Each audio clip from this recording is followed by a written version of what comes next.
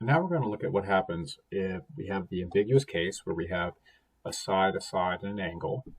And that particular case makes an oblique triangle where we actually use the law of sines. So keep in mind, to review, we looked at what happens if the altitude was too small. It doesn't make a triangle. We looked at what happens if the altitude is actually a side of a right triangle. When that actually, you figure out the altitude, it's actually what you were given to begin with. And now we're going to look at what happens if the side is long enough that it swings and hits the ground, forming a oblique triangle with an altitude, like you're used to seeing with the law of sines or an area problem. Now this will happen when the contained side is bigger than the altitude, creating a triangle, but then the contained side is then greater than the hypotenuse of the interior triangle you use to find the altitude.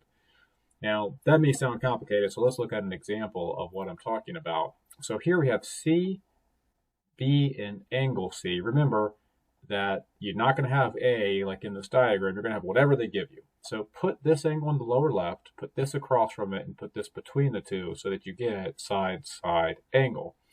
And so, very routine picture here that we've seen many times. To find the altitude, we're going to do sine of 85 is equal to altitude over 6. And we're going to just do this to determine, is there a triangle to begin with? So sine of 85 is equal to opposite over hypotenuse, altitude over 6. And then we solve this, as we've been doing, by multiplying by 6 on both sides, giving us that the altitude is 6 sine 85, and we type it in the calculator and we get 5.977. Now, that number confirms that, yes, there's a triangle. Why? The altitude is smaller than 11. Remember, if the altitude is too big, this will hang up. If this was 11.1, this could not hit the ground. But if this number is smaller than 11, even if it were 10.9, we would be good. So we're good. We have a triangle. So now the question is that triangle right or oblique? And the way you determine that is you look at the contained side, and if the contained side is bigger than the adjacent side, or the side you use as the hypotenuse. I think in the original directions it said the hypotenuse of the interior, or you could think of it as the adjacent to this side. So if this number right here is bigger than this number, then you have an oblique triangle, one of them. If they're, and so that oblique triangle is just one triangle that you're used to seeing. It's this picture that you actually drew. So what happens next will be the longer two problem example. So let's just solve this problem. Again, if you don't have a triangle, you're done. If you have a right triangle, you use sine, cosine, or tangent. If you have one oblique triangle because your contained side is bigger than your adjacent side with the altitude within the tolerances of the triangle existing, then you just do a regular old problem with the key ratio. Key ratio would be 11 divided by sine of 85, set equal to 6 divided by sine of b. You're going to cross multiply. Okay, 11 sine b is equal to 6 sine 85. You're going to divide by 11. You're going to type it into the calculator. Okay, but you can't quite finish that until you solve for b.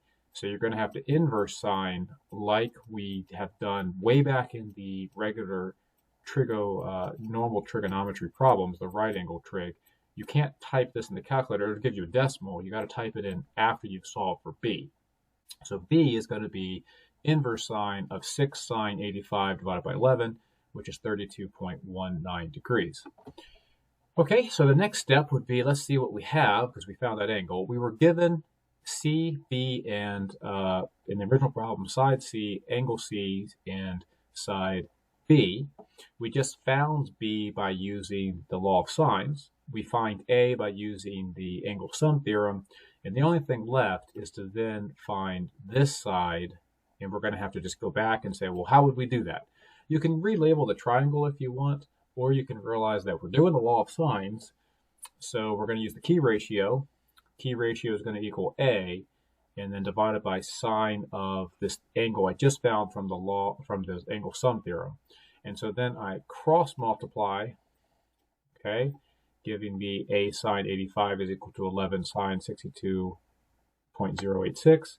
Then I divide by sine of 85 on both sides, and that I can just type into the calculator as I normally have. and that'll give me my little a that you saw up there. That gives me that number. That's how I got it. So another thing to remember is that's a lot of jumping around. You might just want to, in your calculator, start labeling things. So when I found that ratio, I found that ratio to be B. So I went ahead and stored it as B. And then I went ahead and did 180 minus 85 minus B. You do that by hitting the store button on your calculator. Just as a reminder, the store button on the TI is right here. It's similar on the Casio, it just has an arrow. And so, again, I stored that as B. I did 180 minus 85 to give an angle minus B. And you can just see everything on the screen, which is beautiful. Then I stored that as A, right? So I stored that as A. And then I was able to calculate this piece by just typing in sine of A, 11 sine of A divided by 85.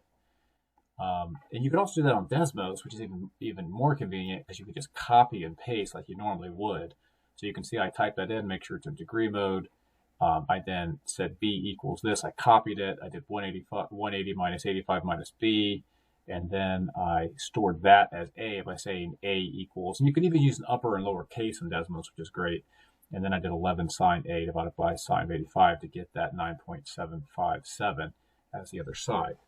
Now, very important. Students will say, why did you have an inverse sign here and not have one here? Remember in the calculations that the first thing we were doing was trying to find an angle. See how we were trying to find capital B? So you knew you'd have to use an inverse sign from way back when we learned about right angle trig. We're down here, we're finding lowercase a, so I don't need that inverse. All right, next up is the two triangle example.